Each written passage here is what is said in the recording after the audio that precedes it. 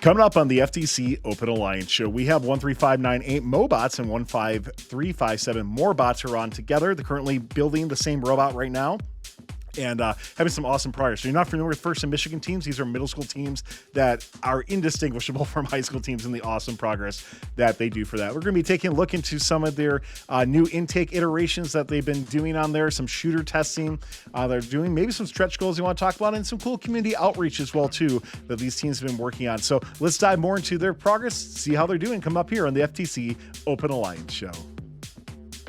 This video on fun is brought to you by our viewers, supporters, members, and also in partnership with the following.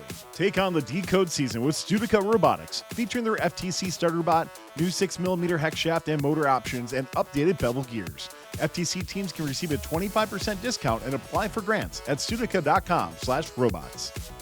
FRC Tees has been trusted by over 200 First teams to save on custom shirts and team apparel. Founded by First alumni and offering a free 14-day turnaround with faster options available, your team can apply for a sponsorship and get a quote when you scan the QR code or go to frctees.com.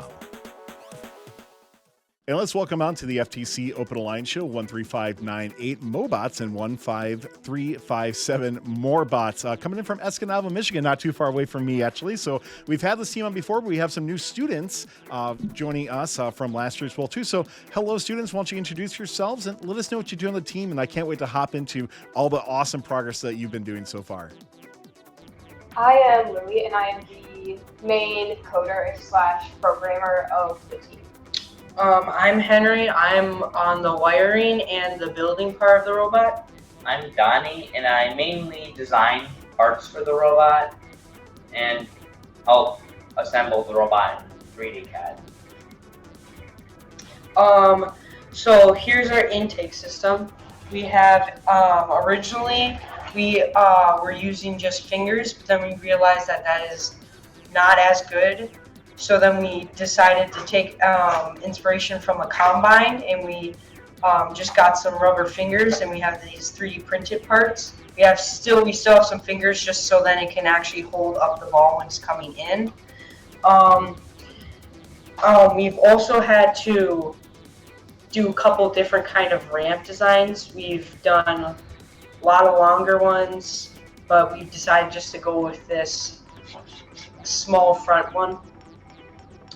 So why has that one worked out best for you so far, like in your testing? What have you determined that that's the best one to go with?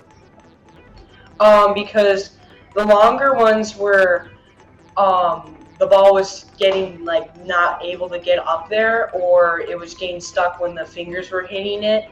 And this one isn't as curved and just a flat surface, which the ball is able to get up there way quicker as quickly.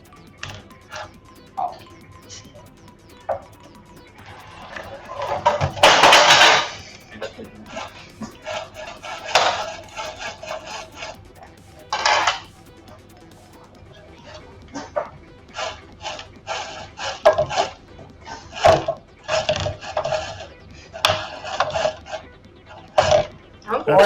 All in testing still, right? Definitely, no worries. Yeah, we're still in testing. It normally works. Yeah, it normally works. Well, it's because we're on air. That's all right. So something I want to ask you too is when I was watching some of your videos on there, is that you had a lot of things that were made out of like laser cut wood and that sort of thing, and it looks like you're doing more on a 3D printing route. Is that kind of a lot of your robot is now made out of 3D printed materials, or what's the process like for your team?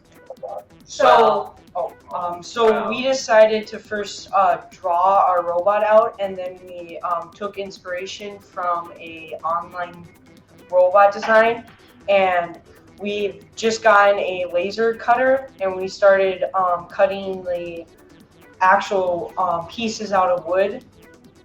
So like this was our flywheel, like right here. This was our original design, but now it's made out of 3D printed. It saved on a lot of money and 3D printed filament. No, that's really cool. And speaking about flywheel as well too, let's jump more into what you're doing for your flywheel and your shooter and that sort of thing too. I'd love to just hear more how this is all coming together for your team. So for the flywheel, we had multiple different designs for it originally, but we ended up using 2 like flat wheels and then 1 with slightly more of a grippy area to grab the balls and shoot them.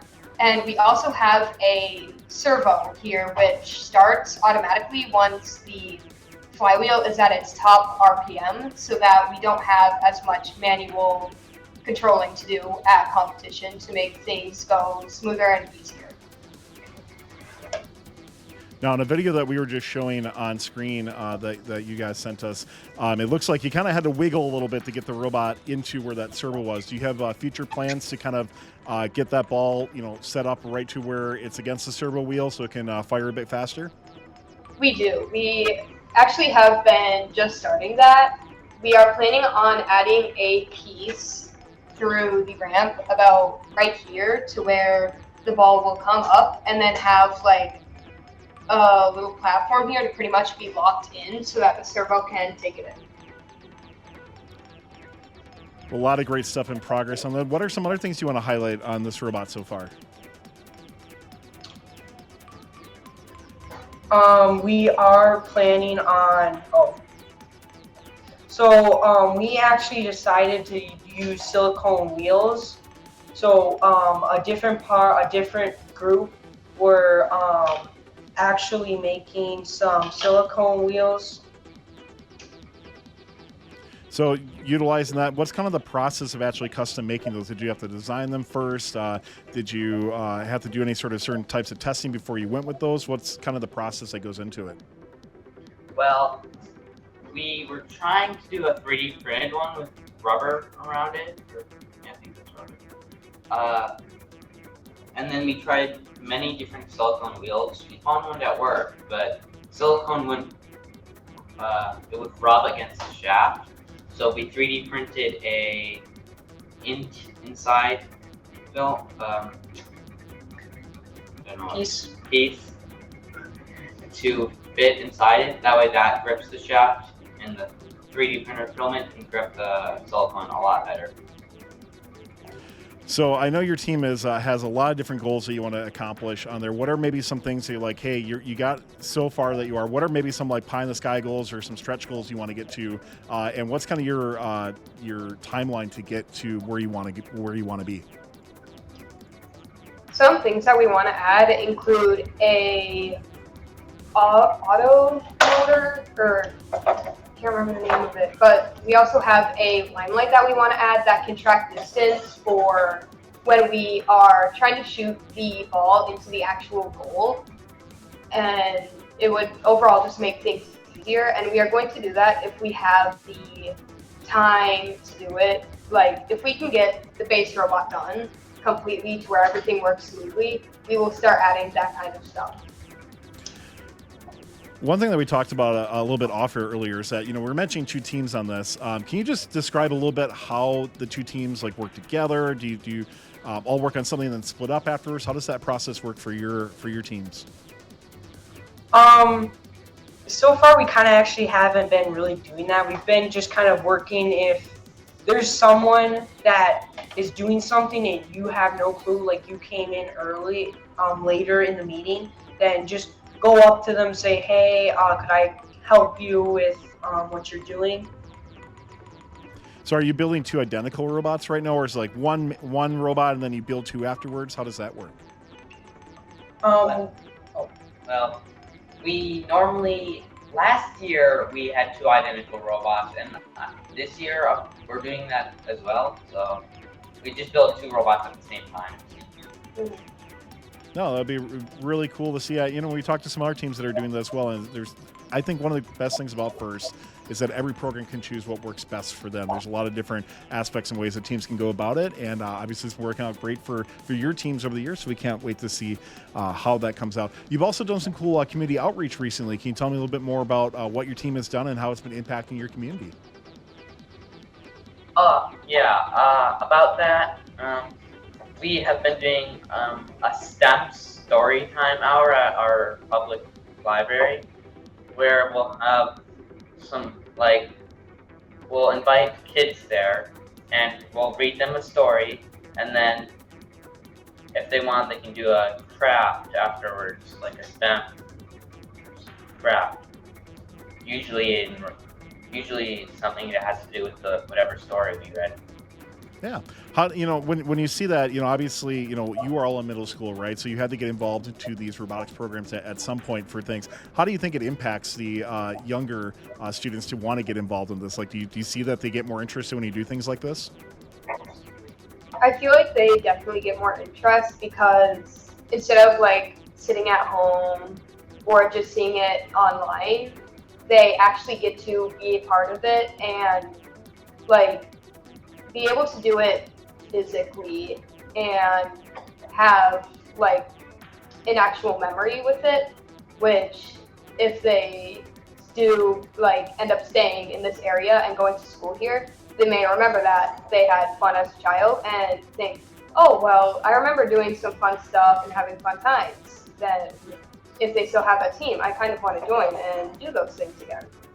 Yeah, I think there's great impact opportunities, and especially when you are showcasing these things to younger students as well, too. I mean, that's how you get them involved to be in FIRST programs as well. So great job for that. So MOBots and MOreBots, anything else that you want to share with your team or maybe next steps that you want to work on as you get ready for your competition, which is coming up quite soon? Yeah, so Donnie's actually planning on designing. We're planning on putting a plate right in front of the control hub and the expansion hub. And on that plate, to protect our control and expansion hub, I plan to mount our number, which is double-sided, which makes it very convenient. Nice, yeah. Wow. So competition's coming up soon. We wish you the best of luck. Make sure you are following their build blog over on Cheat Delphi or on the FTC Open Alliance.org website as well, too. We wish you the best of luck. Thanks for taking the time to talk more about it, and we can't wait to see how you continue to do. I love, talking to First and Michigan teams, obviously middle school teams, but I mean, you all create stuff that it would be indistinguishable to know if you're middle school or high school. So this is awesome, and I can't wait to see how you do. Best of luck the rest of the way. Thank you. Yeah. Thanks for watching. Don't forget to like, subscribe, and click the bell to stay up to date on future fun videos. FRCTs has been trusted by over 200 FIRST teams to save on custom shirts and team apparel. Founded by FIRST alumni and offering a free 14-day turnaround with faster options available, your team can apply for a sponsorship and get a quote when you scan the QR code or go to frcts.com. Take on the DECODE season with Studica Robotics, featuring their FTC starter bot, new 6mm hex shaft and motor options, and updated bevel gears. FTC teams can receive a 25% discount and apply for grants at studica.com/robots.